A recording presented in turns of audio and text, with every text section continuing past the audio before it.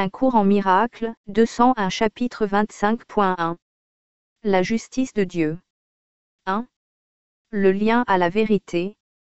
Ce ne peut pas être qu'il est difficile d'accomplir la tâche que le Christ t'a assignée, puisque c'est lui qui l'accomplit. Et l'accomplissant, tu apprends que le corps semble seulement être le moyen de la faire. Car l'esprit est le sien. Ainsi il doit être le tien. Sa sainteté dirige le corps par l'esprit qui est un avec lui. Et tu es manifeste à ton saint frère, comme lui à toi. Ici est la rencontre du Saint Christ avec lui-même, et nulle différence perçue pour se dresser entre les aspects de sa sainteté, qui se rencontrent et se joignent, et l'élèvent jusqu'à son Père, entier et pur, et digne de son amour éternel. Comment peux-tu manifester le Christ en toi, sauf en regardant la sainteté et le voyant là? La perception te dit que tu es manifeste dans ce que tu vois. Contemple le corps et tu croiras que tu es là. Et chaque corps que tu regardes te fait souvenir de toi, de ta péccabilité et du mal en toi, et par-dessus tout de ta mort. Ne mépriserais-tu pas celui qui te dit cela, et ne chercherais-tu pas plutôt sa mort? Le message et le messager ne font qu'un. Et tu dois voir ton frère comme toi-même. Encadré dans son corps, tu verras ta péccabilité, en laquelle tu es condamné. Posé dans sa sainteté, le Christ en lui se proclame toi. La perception est un choix de ce que tu veux être, du monde dans lequel tu veux vivre et de l'état dans lequel tu penses que ton esprit sera content et satisfait. Elle choisit où tu penses que réside ta sécurité, selon ta décision. Elle te révèle à toi-même tel que tu voudrais être. Et toujours elle est fidèle à ton but, dont jamais elle ne se sépare, pas plus qu'elle n'offre le moindre témoignage de quoi que ce soit que le but dans ton esprit ne soutient pas. La perception est une partie de ce que tu as pour but de contempler, car moyens et fins ne sont jamais séparés. Ainsi tu apprends que ce qui semble avoir une vie à part n'en a pas. Tu es le moyen pour Dieu, ni séparé, ni avec une vie à part de la sienne. Sa vie est manifeste en toi qui es son Fils. Chaque aspect de lui-même est encadré de sainteté et d'une parfaite pureté, d'un amour céleste et si complet qu'il souhaite seulement pouvoir délivrer à soi-même tout ce qu'il regarde.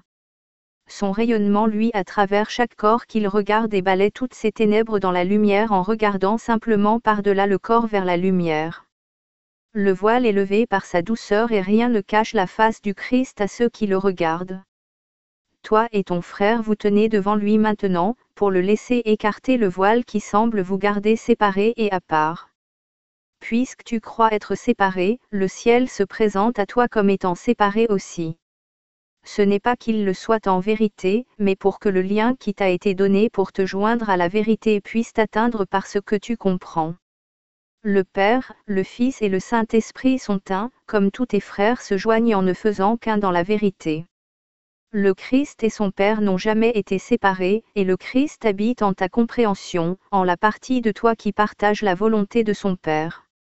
Le Saint-Esprit relie l'autre partie, le minuscule souhait fou d'être séparé, différent et particulier au Christ, pour rendre l'unité claire à ce qui est réellement un. En ce monde cela n'est pas compris mais peut être enseigné. Le Saint-Esprit sert le but du Christ dans ton esprit, afin que le but de particularité puisse être corrigé là où l'erreur réside.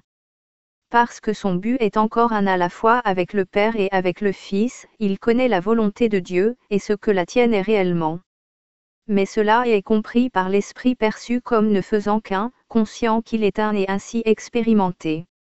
C'est la fonction du Saint-Esprit de t'enseigner comment ressentir cette unité, ce que tu dois faire pour l'expérimenter et où tu dois aller pour le faire.